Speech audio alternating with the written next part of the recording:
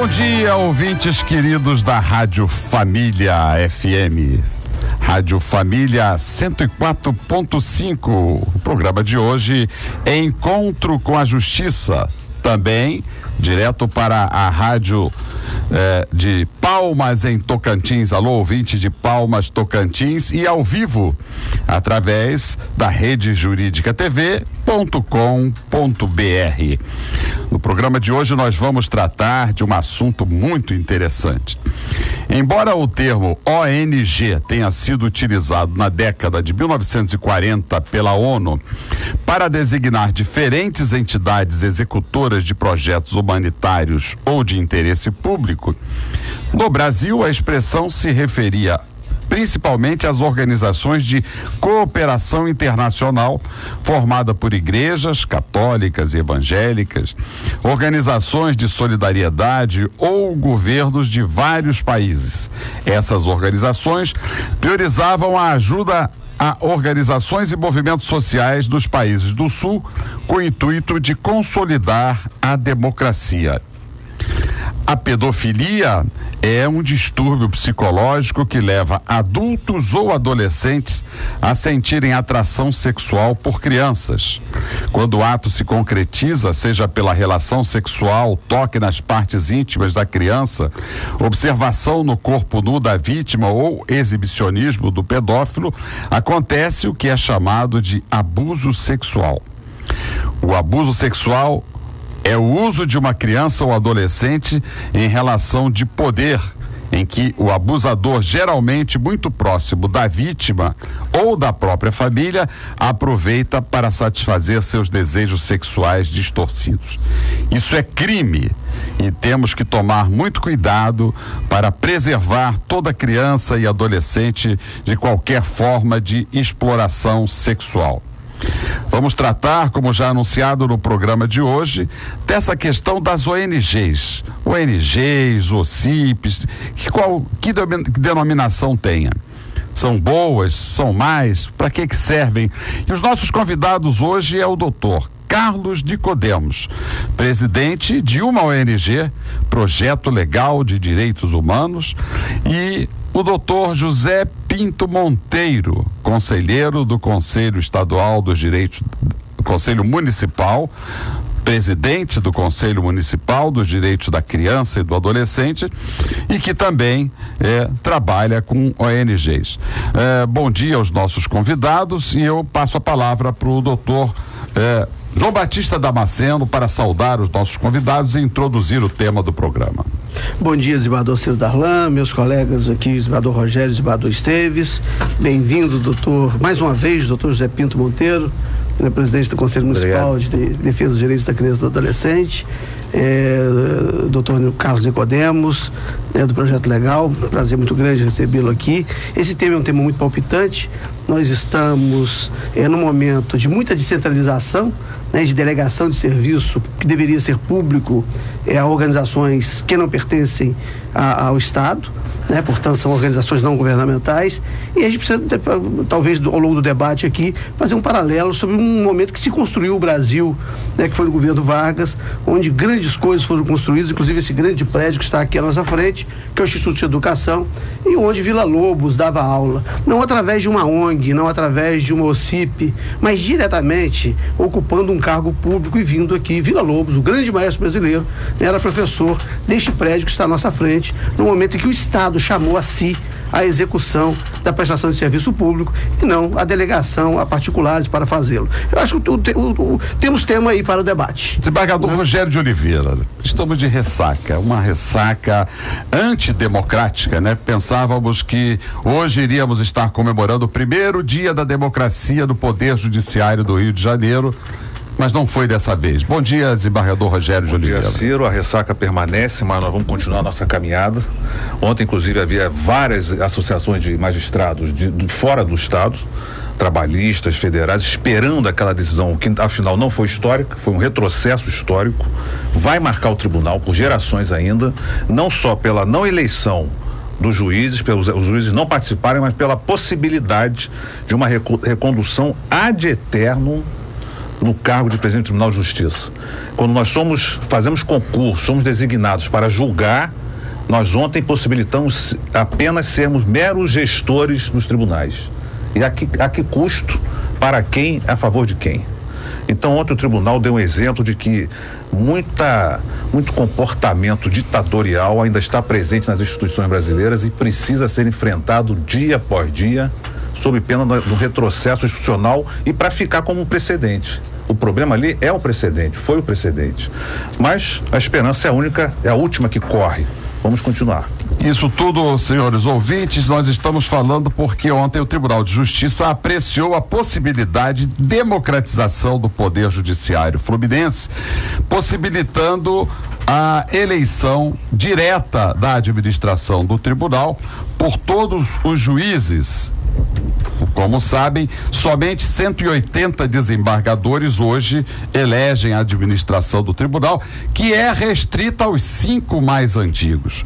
Infelizmente, essa possibilidade ficou adiada, ou seja, o poder mais monárquico da República continua monárquico. Só os nobres têm direito a votar, os nobres desembargadores. A plebe, os juízes que ralam, que trabalham no seu dia a dia, ainda não podem exercer o sagrado direito do voto. Bom dia, desembargador Antônio Esteves, seja bem-vindo. Bom dia, senhores ouvintes, bom dia, meus colegas, bom dia, senhores convidados a garantir que o meu âmago exulta, tenho o que fazer. Se me associo, sacio a sede de angariar poder. Só para ser poderoso não aceito. O conceito que avulta, que me domina e satisfaz, a luz que me atrai é fazer do meu poder instrumento da paz. Bom dia. Bom dia, essa poesia vocês podem ler depois na nossa página Encontro com a Justiça no Facebook. Ouvintes já podem participar do nosso programa fazendo perguntas através dos telefones 3079-0952, 3079-0938.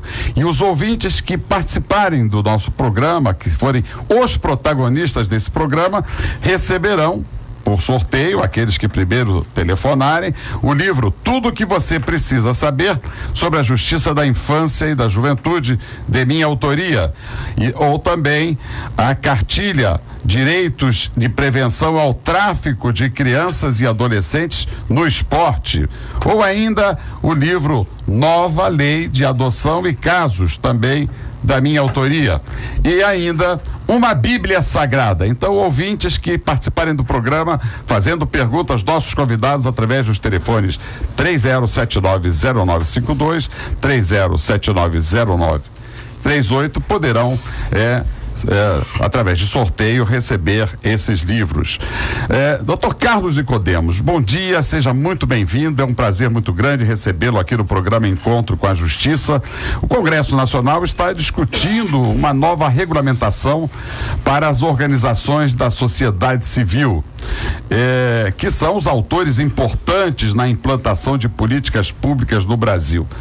O que o senhor acha dessa proposta que está em curso no Congresso Nacional e o que o senhor pode falar da sua atuação, da sua experiência, o senhor que preside uma ONG voltada para a implementação, para a execução e para o respeito aos direitos humanos, além de ser também membro de uma ONG nacional de direitos humanos. Bom dia, professor Carlos Nicodemos.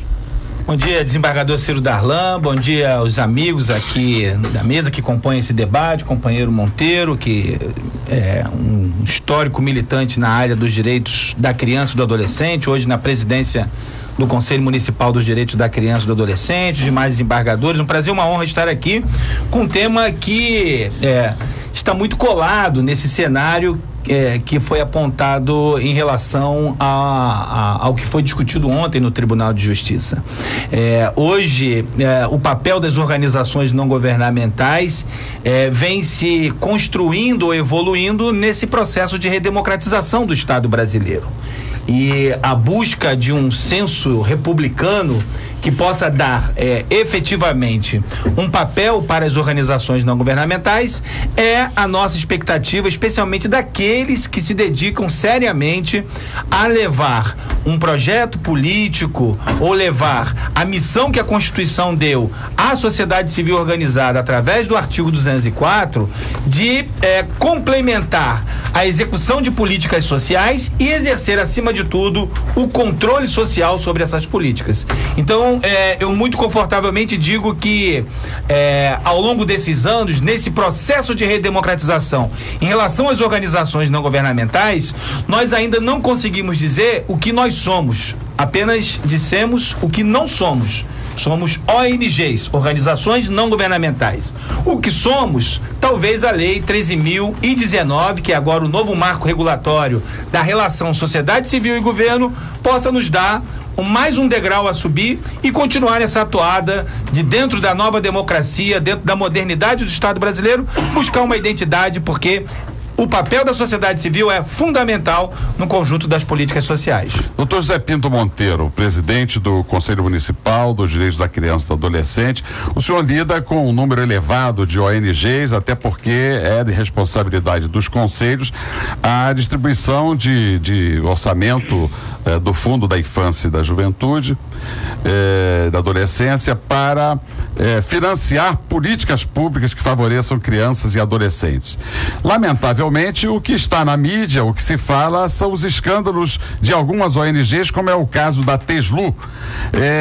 O que o senhor pode falar a respeito das ONGs que estão inscritas no Conselho Municipal dos Direitos da Criança e do Adolescente, e o que o senhor sabe sobre essa ONG que tanto mal fez às outras ONGs que são sérias, são corretas e que agem em conformidade com a lei? Bom dia, doutor José Pinto Monteiro. Bom dia, doutor Ciro, bom dia aos colegas da mesa, os desembargadores, ao Carlos Nicodemos, nosso grande líder na área da militância dos direitos humanos no Rio de Janeiro, sobretudo direitos humanos para criança e adolescente.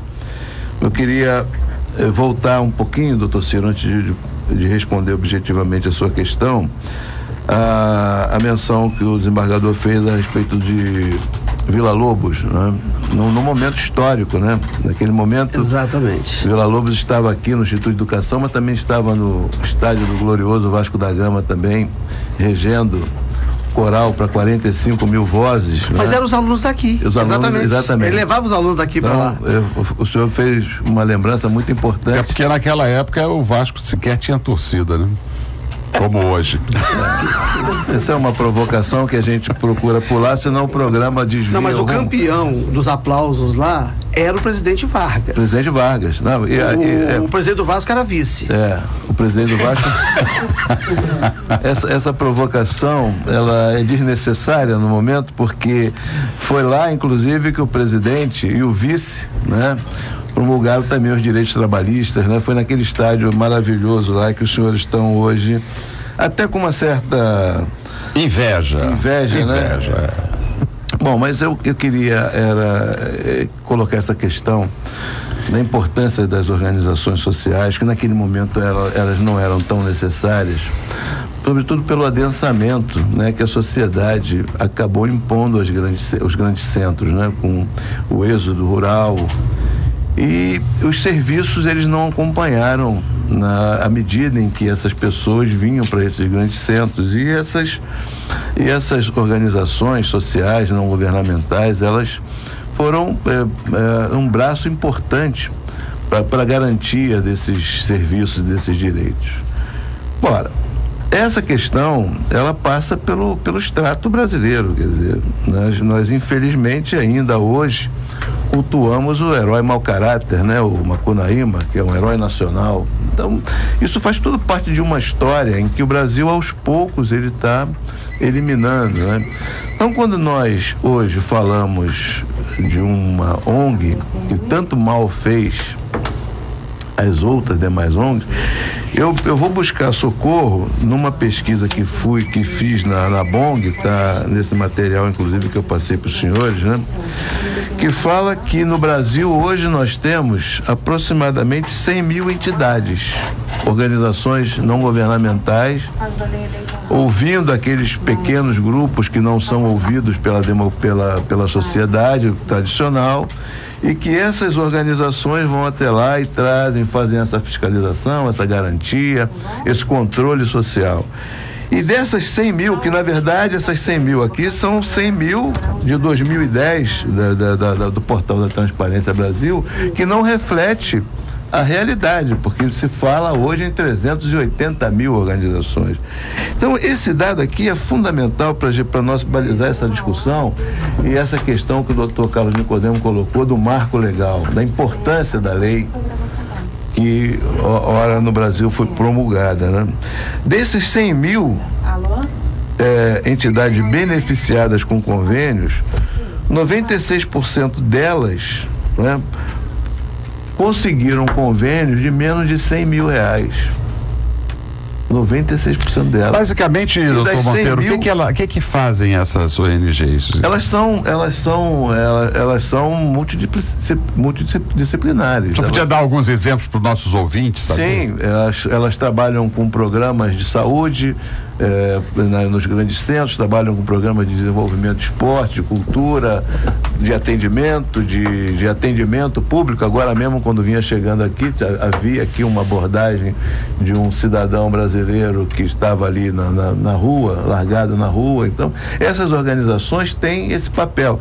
E elas foram fundamentalmente criadas no sentido de ajudar o Estado a ter um braço mais ágil, um braço mais produtivo nessas questões sociais, nessa reparação. Mas esse dado é importante. Essa criminalização, ela é tão absurda, né, que a gente pega esses casos assim, que no final eu gostaria de falar do caso do Rio de Janeiro, e aí incluiria o caso da Teslu. Mas dessas 100 mil, eu só queria fazer só 30 delas é que foram, aliás, as questões de reclamação, de denúncia, são em cima de somente, e são sempre as mesmas 30, né? Ciro, eu queria até talvez trazer aqui uma preocupação, uma indagação dos ouvintes. Essas pessoas que militam, que trabalham com as ONGs, elas são voluntários, eu digo os cargos dirigentes, os diretores, ou eles na verdade se profissionalizaram nessa administração? Eles recebem algum salário, têm alguma gratificação pessoal, ou é só um trabalho além do que eles fazem na vida comum, no dia a dia deles? Além de serem profissionais médicos, eles também são voluntariamente se juntaram numa ONG para prestar um serviço de solidariedade, caridade, o que for, ou eles recebem também para prestar esse serviço? Doutor Carlos Nicodemos, que faz um trabalho na área de direitos humanos, da sua ONG, responderam essa pergunta do desembargador Rogério e também falando um pouco qual o trabalho da sua ONG na área dos direitos humanos, por favor. Bom, assim, primeiramente, mais uma vez, trazer essa expressão ONG. Cabe tudo aí dentro. Organização não governamental. A AMAERJ é uma ONG. Nós temos uma famosa, Colégio dos Presidentes, né, dos Tribunais, é uma famosa ONG.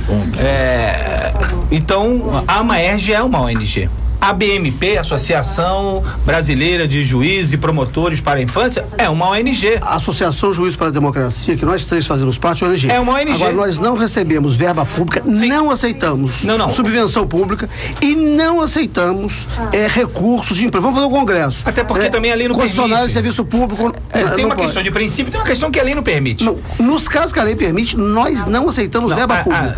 Então, a lei não permite legalmente, por exemplo, que os diretores que integram, né, a gestão principal de uma organização recebam qualquer tipo de benefício ou dividendos que possa advir da ação da organização. Mas se ele trabalhar, ele pode receber. Não, nem trabalhando. A lei não permite, de acordo com a legislação atual, e inclusive a própria lei que foi aprovada agora, a 13.019 de 2014, ela não permite.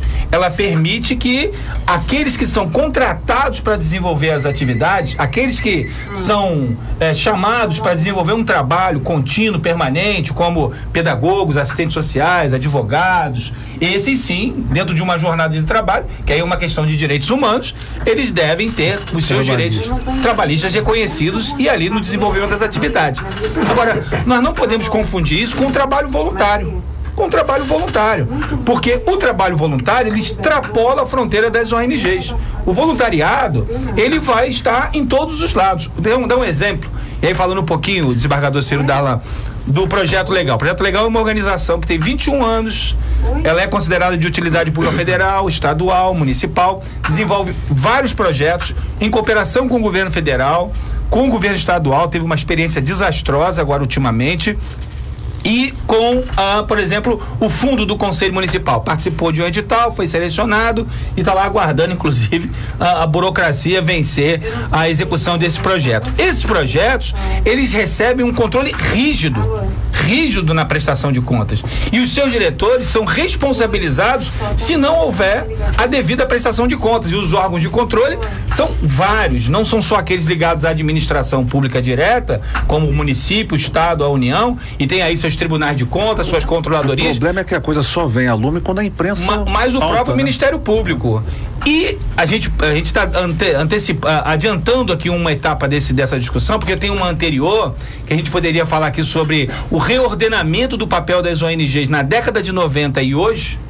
Porque na década de 90 se cristalizava mais um debate a respeito dos projetos políticos que nos reúne dentro de um determinado espaço para desenvolver um projeto social, para desenvolver um projeto político.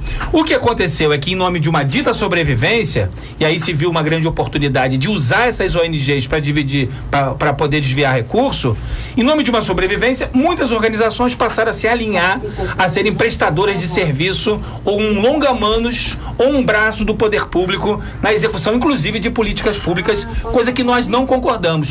Vou terminar aqui dizendo o seguinte: o Projeto Legal não executa política pública, ele executa política complementar, denúncia de violação de direitos humanos, proteção de criança ameaçada de morte, criança vítima de violência sexual, criança vítima de abuso sexual. Agora, oferecimento de vagas na escola, isso não faz, porque isso está no cerne do poder público. Aí é uma questão de concepção. Doutor Monteiro, nosso ouvinte aqui já, Anderson de Caxias, já participando do nosso programa, e o Anderson já está ganhando aqui um dos livros que foram anunciados. Depois você passa aqui na nossa sede, na Marise Barros 292, para pegar o seu livro. Anderson de Caxias. Ele pergunta assim: é difícil abrir uma ONG? Quanto tempo leva?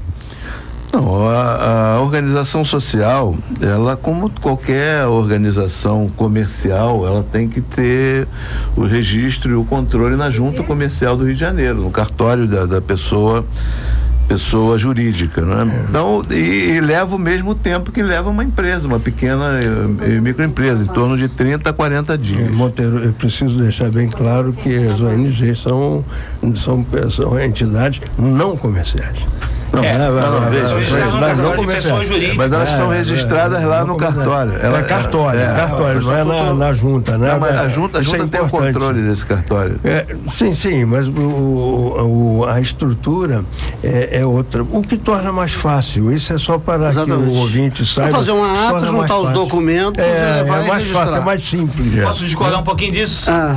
Assim, um pouco falando do dia a dia da realidade, assim, hoje o tratamento fiscal e legal que se dá a uma organização não governamental institucionalmente constituída é o mesmo de uma empresa. Inclusive, nós temos debatido. Isso é bom. A necessidade, na questão fiscal é péssimo.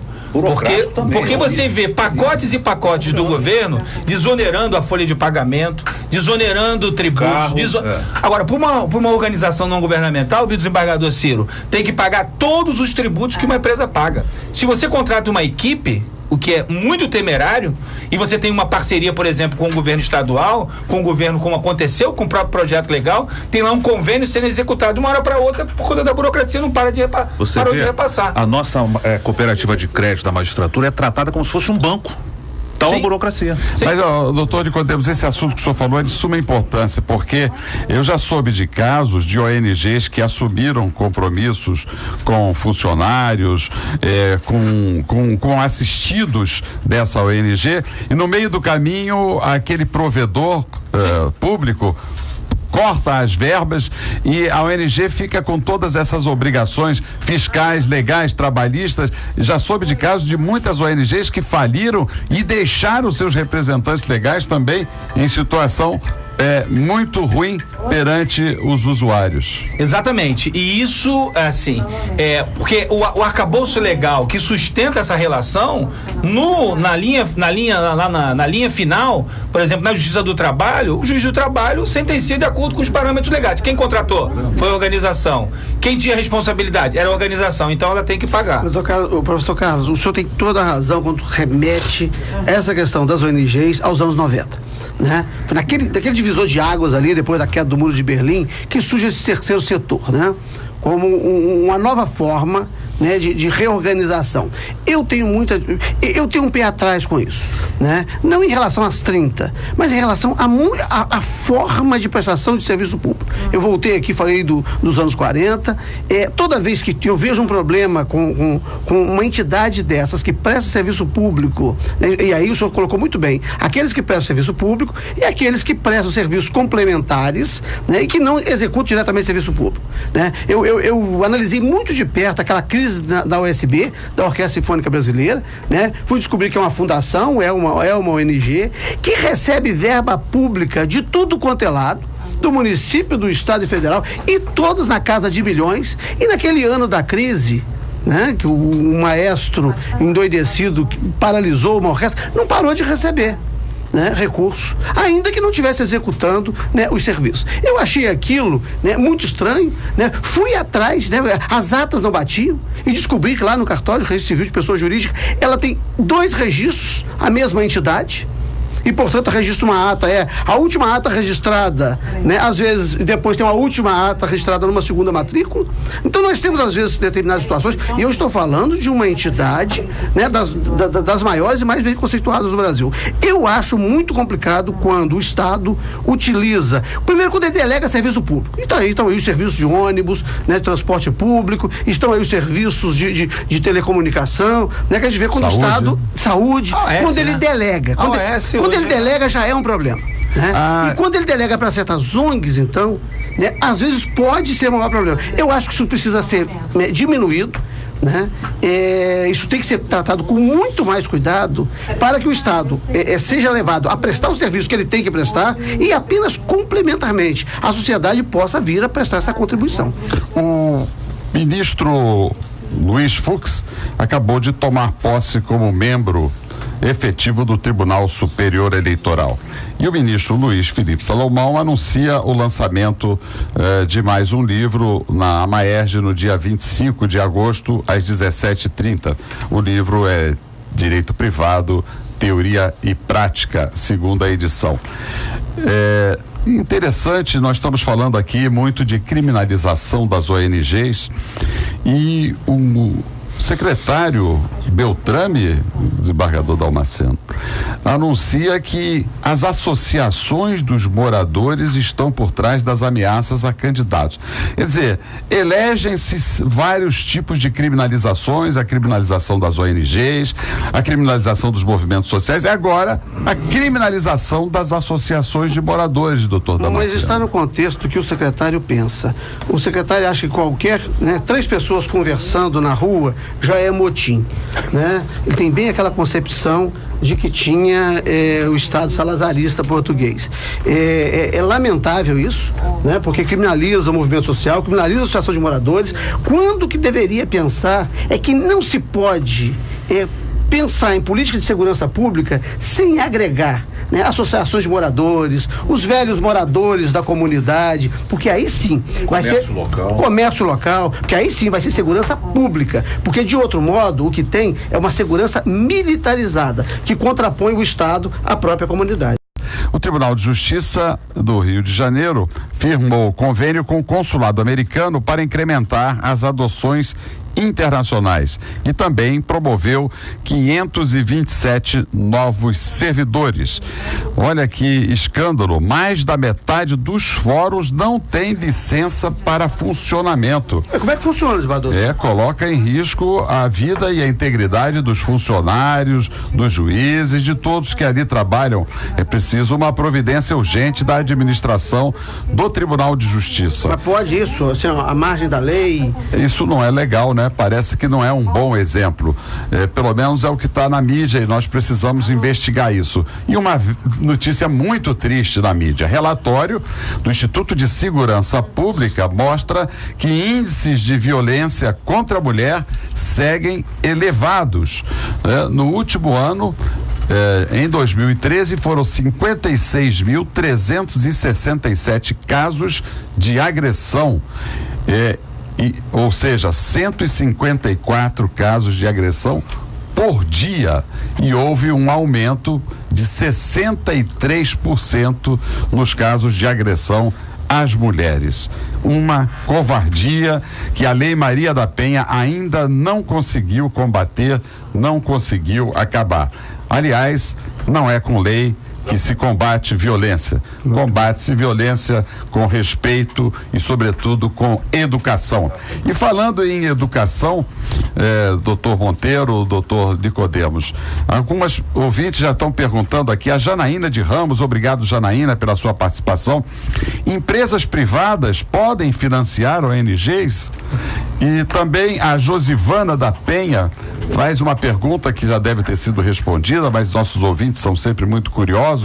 Josivane, obrigado pela sua participação. Ela pergunta: para que servem as ONGs? E Luciana de São Gonçalo, obrigado. Alô, São Gonçalo, aquele abraço. São Gonçalo, ela diz assim: o marido de uma amiga, isso já é um outro assunto.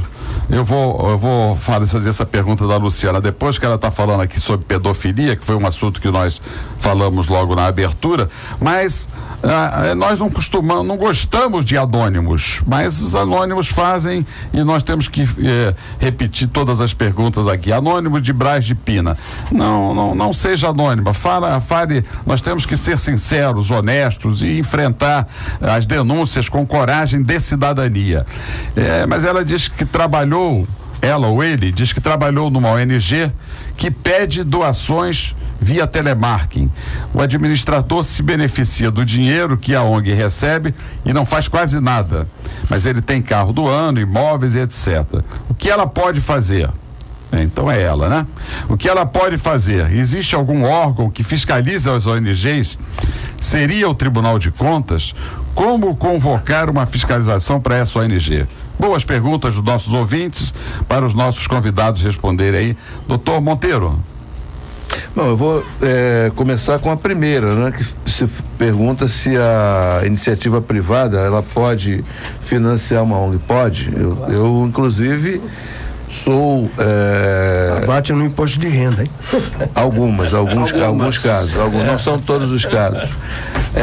Eu sou, inclusive, o doutor Ciro conhece, o Carlos Nicodemos também, a trajetória profissional em que nós conseguimos, através de demonstrativos sociais, fazer com que a empresa que eu trabalhava na época, a Xerox do Brasil, ela deixasse de financiar programas elitistas e fosse financiar uma organização social bem organizada, que era o Grêmio Recreativo Escola de Samba Estação Primeira de Mangueira, que já tinha uma liderança muito positiva ali, tinha uma proposta de programa social importante, e a Xerox durante 20 anos aportou em torno de 28 milhões de dólares sem nenhum benefício fiscal.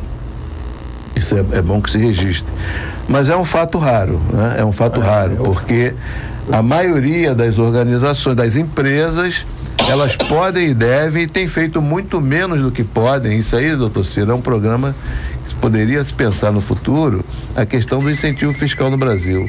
Hoje, a Lei Rouanet proporciona a oportunidade de aproximadamente 6 mil empresas financiarem programas culturais e esportivos. Menos de 2 mil empresas vão até lá e conseguem esse benefício. E o fato de se fazer uma campanha para 6 mil financiarem não significa dizer que nós vamos causar um rombo no Tesouro, não. Significa dizer que a gente vai poder fazer muitas ações complementares, não ações de Estado, mas ações de educação complementar para beneficiar muitas outras comunidades. A outra questão da... Para que servem as ONGs, que pergunta a Josivânia da Penha. As ONGs foram criadas, né? A intenção das ONGs da organização social é ser um complemento do Estado. A ONG tem uma agilidade maior do que tem o Estado, né? A ONG, na hora de contratar, na hora de desenvolver, de capacitar, ela tem uma agilidade maior e ela poderia fazer esse papel muito bem feito.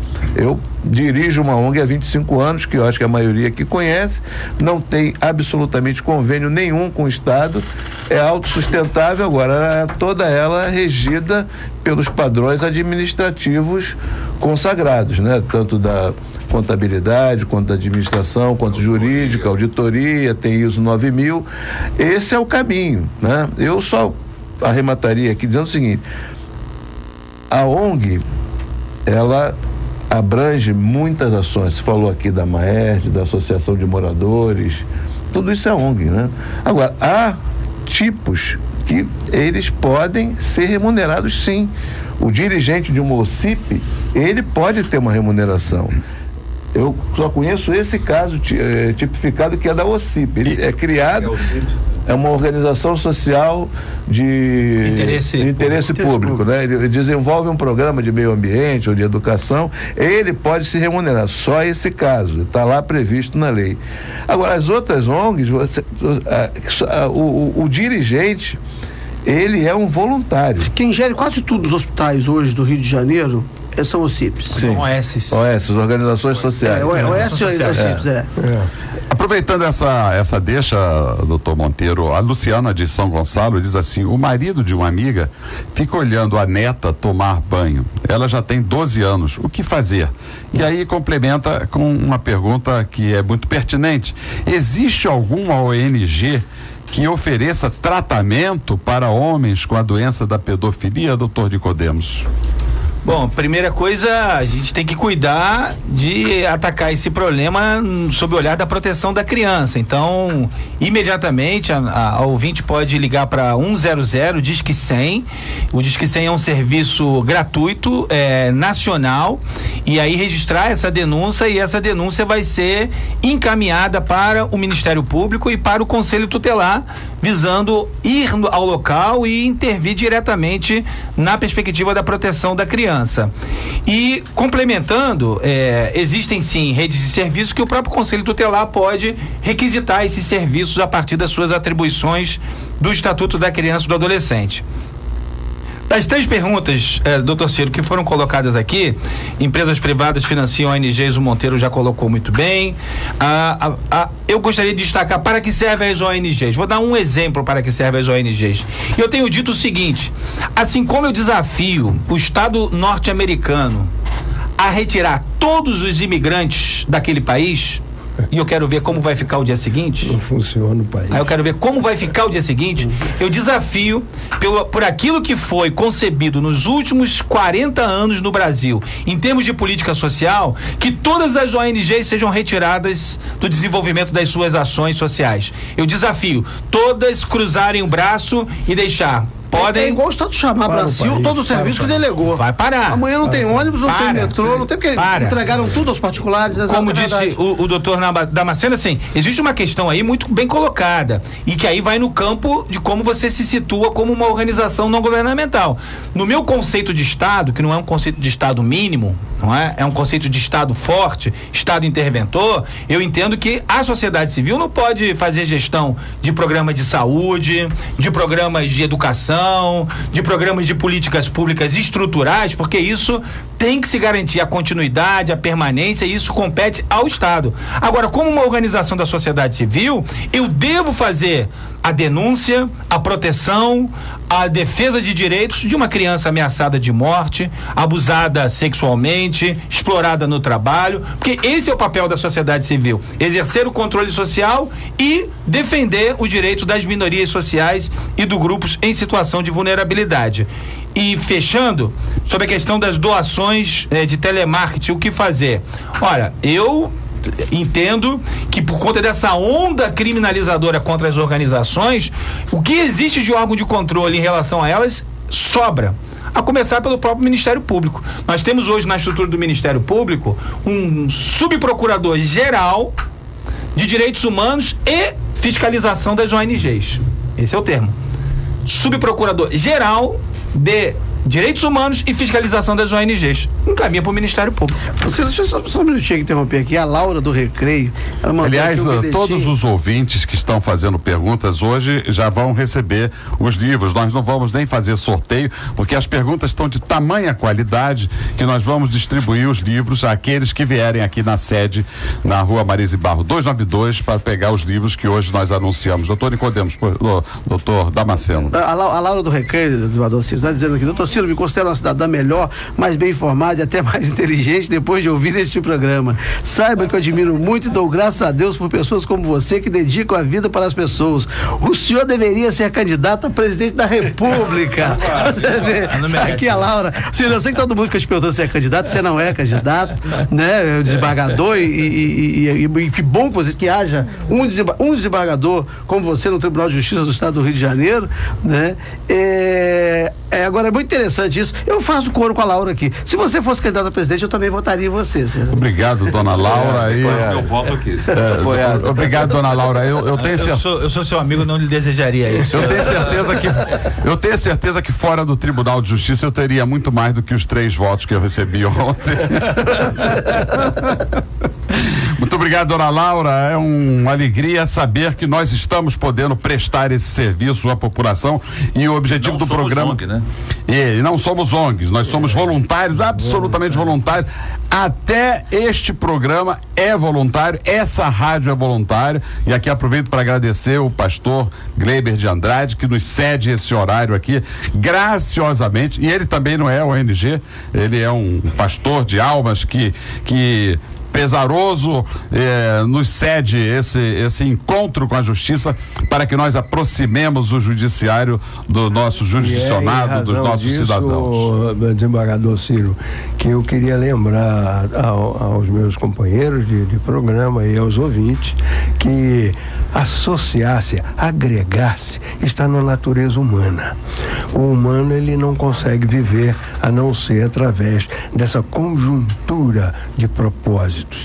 As ONGs são um elastério natural dessa condição humana.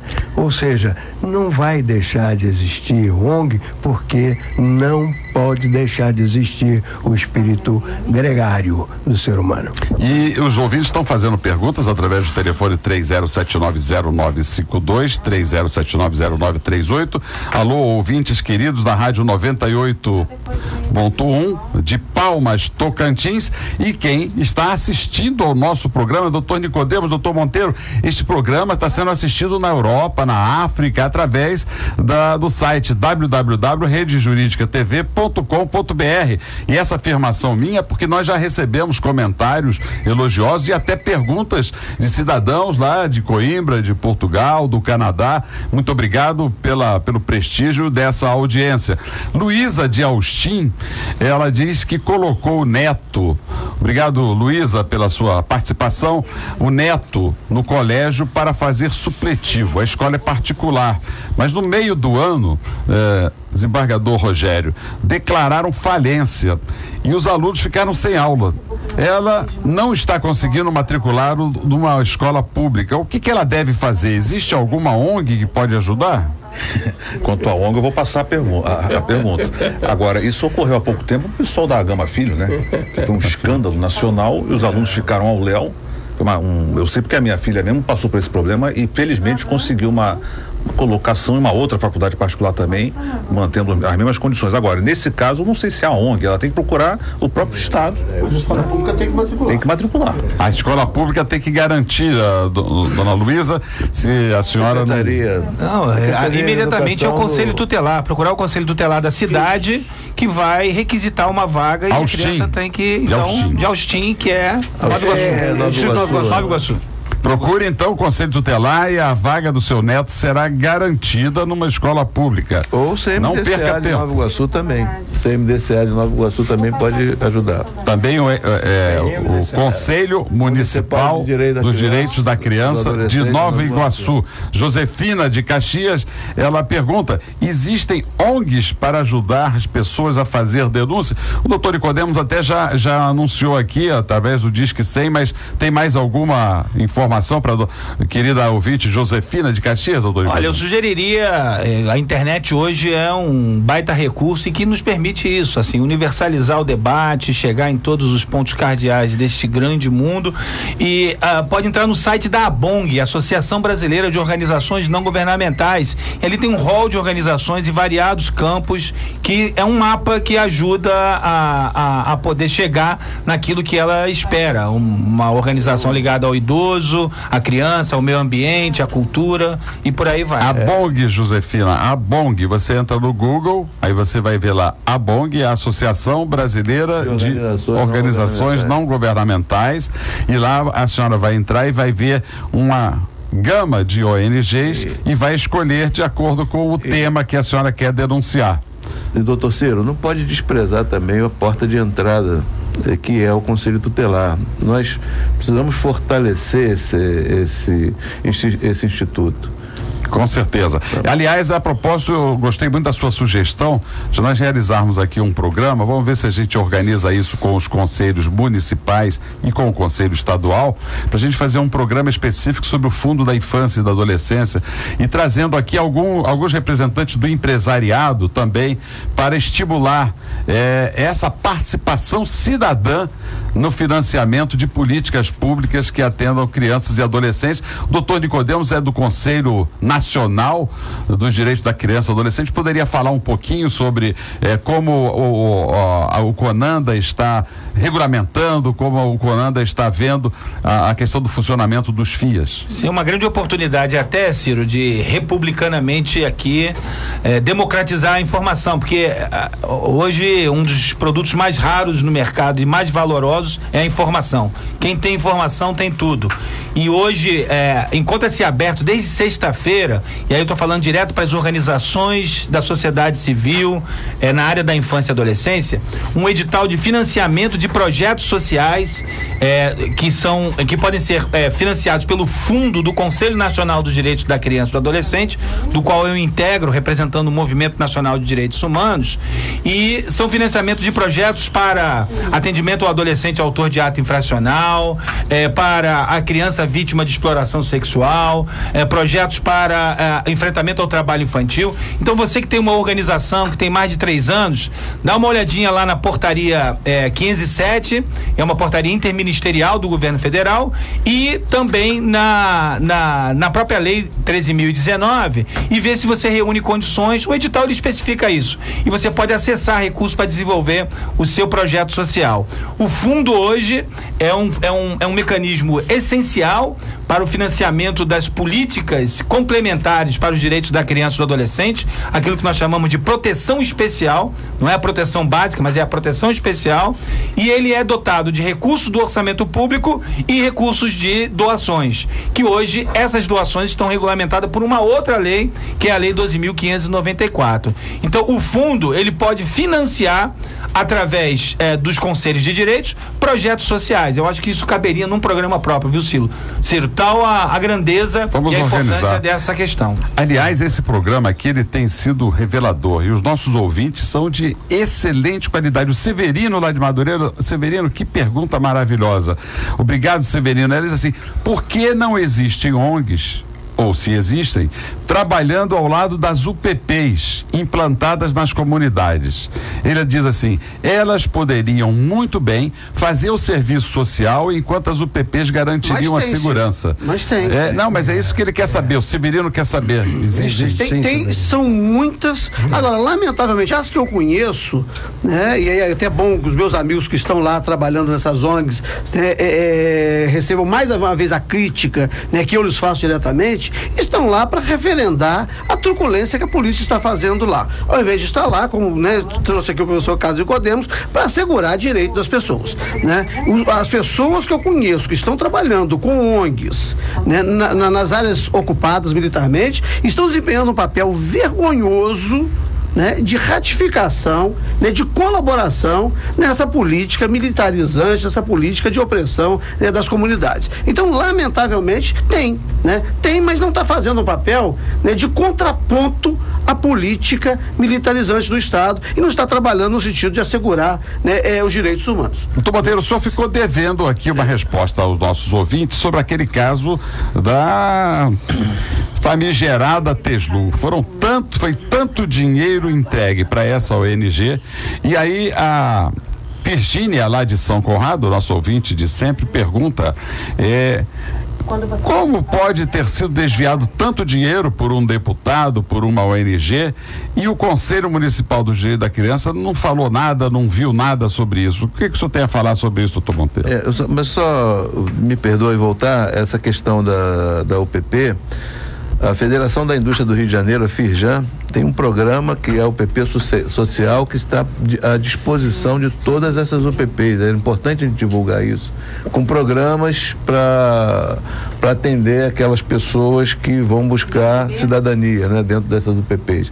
É um programa muito interessante que a Firjan vem desenvolvendo. A Firjan que administra o Disque Denúncia no Rio de Janeiro. Exato. Né? Ela tem um pé nisso aí. Com relação a Teslu, doutor Ciro, o Conselho da Criança tem buscado a apuração desse caso, porque com muita dificuldade nós estamos agora conseguindo ordenar despesas e compromissos de convênios que estavam parados desde 2011 na ordem de 3,5 milhões de reais. E a secretaria, na época do deputado, conseguiu para uma organização só, não através do Conselho da Infância, mas através do Conselho de Assistência Social, a liberação de um recurso na ordem de 40 milhões para uma instituição só. Essa questão, ela precisa ser um pouco mais apurada. Ela não pode ser uma questão só de disque denúncia, não pode ser uma questão de reducionismo estatal, reduzir o Estado. A questão precisa ser melhor apurada. Doutor Ciro é testemunha de um governante, de um prefeito da cidade do Rio de Janeiro, que, inquirido há mais ou menos uns 10 anos, falava da importância das ONGs participarem mais e delas poderem orientar a captação de recursos. Esse governante respondeu para o doutor Ciro o seguinte, que ali só havia bandidos, né? E que aquelas pessoas que estavam naqueles conselhos de direitos da criança e do adolescente não tinham responsabilidade, que eles precisavam ser monitorados. O que aconteceu foi que essas organizações sociais em nenhum momento deixaram de cumprir as suas obrigações com as crianças e com o Tribunal de Contas.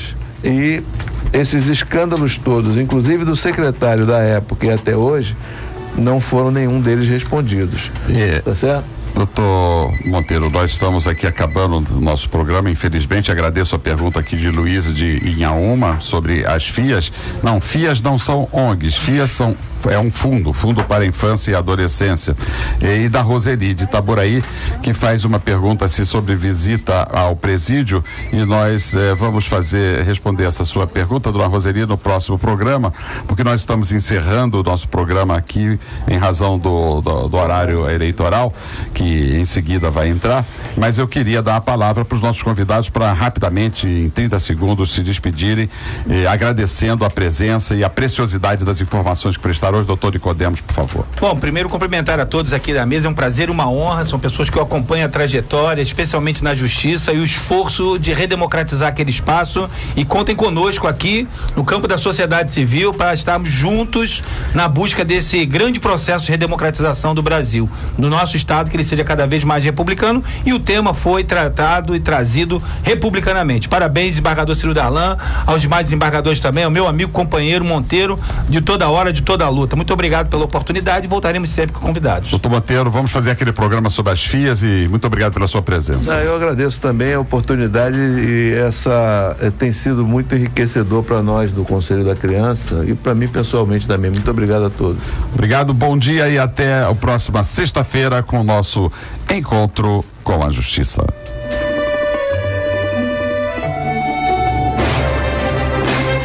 Você acabou de ouvir Encontro com a Justiça, com o desembargador Ciro Darlan.